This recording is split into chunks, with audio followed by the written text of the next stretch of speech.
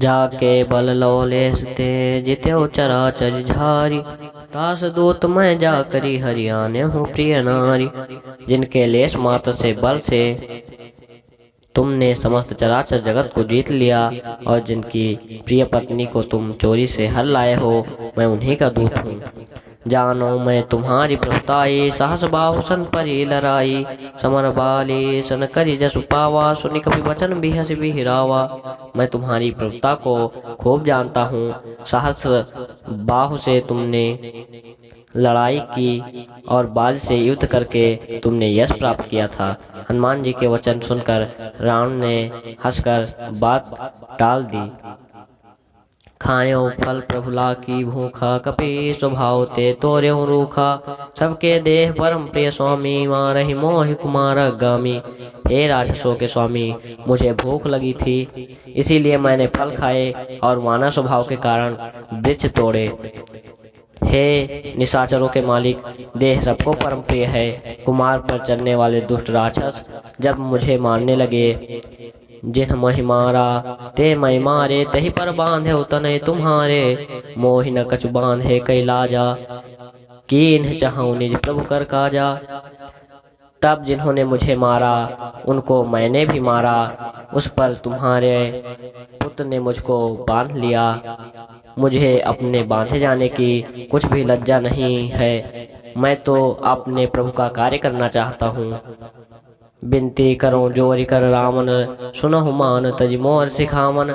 देखो तुम निज कुलहि विचारी, भ्रम तज भजो भगत भयहारी। हे रावण, मैं हाथ जोड़कर तुमसे विनती करता हूँ, तुम अभिमान छोड़कर मेरी सीख सुन लो। तुम अपने पवित्र कुल का विचार करके देखो और भ्रम को छोड़कर भक्त भयहारी भगवान को भजो।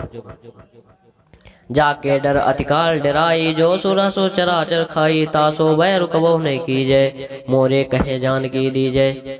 जो देवता राक्षस और समस्त चराचर को खा जाता है, वह काल भी जिनके डर से अत्यंत डरता है, उनसे कदापि बैर न करो और मेरे कहने से जानकी जी को दे दो।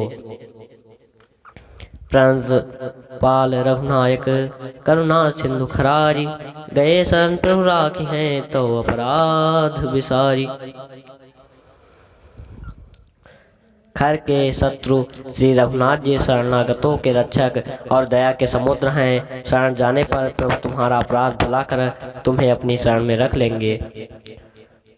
रामचरण पंकज उर्धर हो, लंका अचल राज तुम कर हो। रिसपुलस्ति जसु विमल मयंका, ते शशि महु जनि हो कलंका।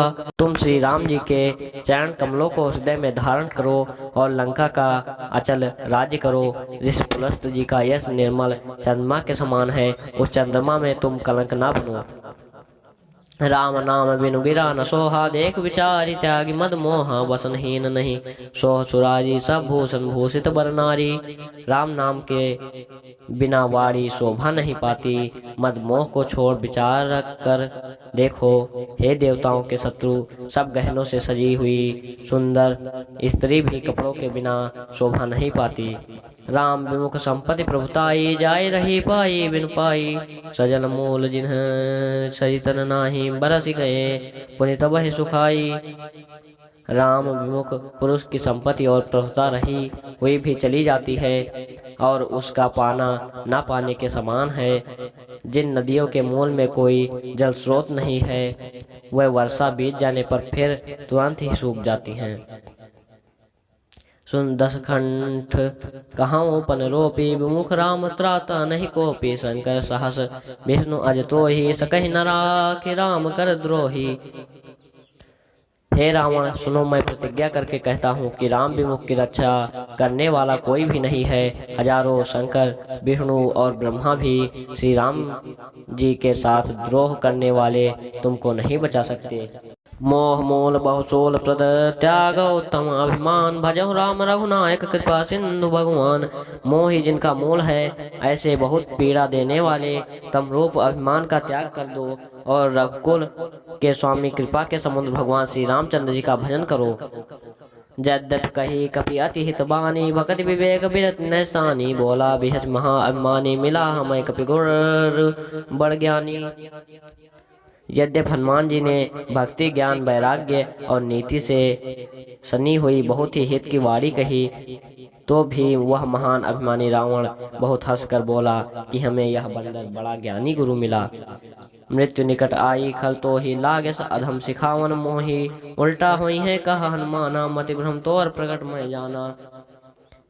रे दुष्ट, तेरी मृत्यु निकट आ गई है, अधम मुझे शिक्षा देने चला है। हनुमान जी ने कहा, इससे उल्टा ही होगा, यह तेरा मति भ्रम है, मैंने प्रत्यक्ष जान लिया है। सुनकर बचन बहुत खिसियाना, बेगिना हरौ मोड़ कर प्राणा, सुना निशाचर मारन धाये, सजीवन सहित विभीषण आए।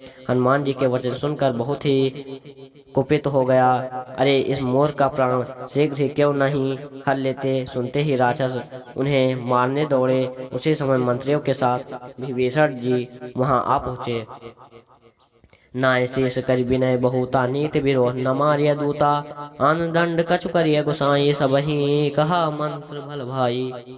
उन्होंने सिर नवाकर और बहुत विनय करके रावण से कहा कि दूत को मारना नहीं चाहिए, यह नीति के विरुद्ध है। हे गोसाई, कोई दूसरा दंड दिया जाए। सबने कहा, भाई यह सलाह उत्तम है।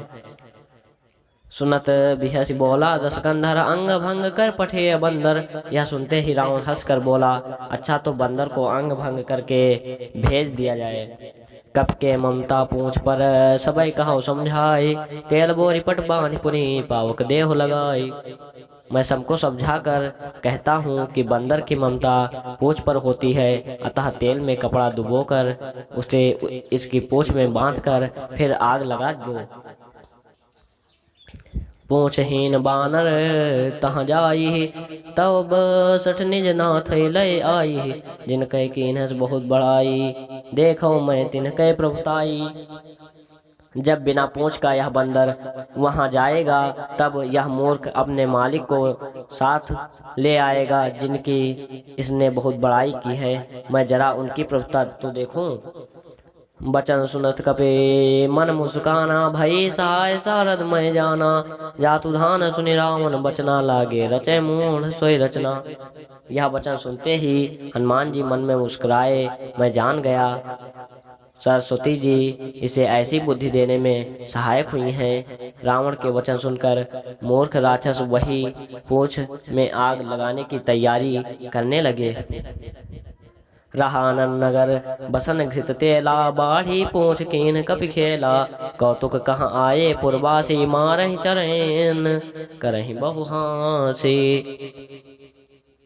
नगर में कपड़ा, घी और तेल नहीं रह गया। हनुमान जी ने ऐसा खेल किया कि पूंछ बढ़ गई। नगरवासी लोग तमाशा देखने आए। वह हनुमान जी को पैर से ठोकर मारते हैं और उनकी हंसी करते हैं। बाजहि ढोल देहि सब तारी, नगर फेरी पुनि पूंछ प्रजारी। पावक जरत देखि हनुमंता, भयो परम लघु रूप तुरंता। ढोल बजते हैं, सब लोग तालियां पीटते हैं। हनुमान जी को नगर में फिराकर फिर पूंछ में आग लगा दी। अग्नि को जलते हुए देखकर हनुमान जी तुरंत ही बहुत छोटे रूप में हो गए। निबुक चढ़ो कप कनक अटारी, भई सभेद निशाचर नारी। बंधन से निकलकर वह सोने की अटारियों पर जा चढ़े। उनको देखकर राक्षसों की स्त्रियां भयभीत हो गईं। हरि प्रेरित तेहि अवसर, चले मरुत 49। अट्टहास करि गर्जा, कपि बढ़ि लाग आकाश। उस समय भगवान की प्रेरणा से 49 पवन चलने लगे। हनुमान जी अट्टहास करके गरजे और बढ़कर आकाश से जा लगे। देह विशाल परम हरुआई, मंदिर ते मंदिर चढ़ धाई। जय नगर भालोग बिहाला, झपट लपट बहु कोटि कराला। देह बड़ी विशाल परंतु बहुत की हल्की है। वह दौड़कर एक महल से दूसरे महल पर चढ़ जाते हैं। नगर जल रहा है, लोग बेहाल हो गए हैं। आग की करोड़ों भयंकर लपटें झपट रही हैं। तातु मातुहा सुनिए पुकारा, यही अवसर को हम ही उबारा। हम जो कहा यह कपि नहीं होई, बानर रूप धरे सुर कोई। हाय बप्पा, हाय अम्मा, इस अवसर पर हमें कौन बचाएगा? यही पुकार सुनाई पड़ रही है। हमने तो पहले ही कहा था कि यह वानर नहीं है, वानर का रूप धरे कोई देवता है। साधु अवज्ञा कर फल वैसा, जनय नगर अनाथ कर जैसा, जारा नगर निमिष एक माही, एक विभीषण कर गृह नाही। साधु के अपमान का यह फल है कि नगर अनाथ के नगर की तरह जल रहा है।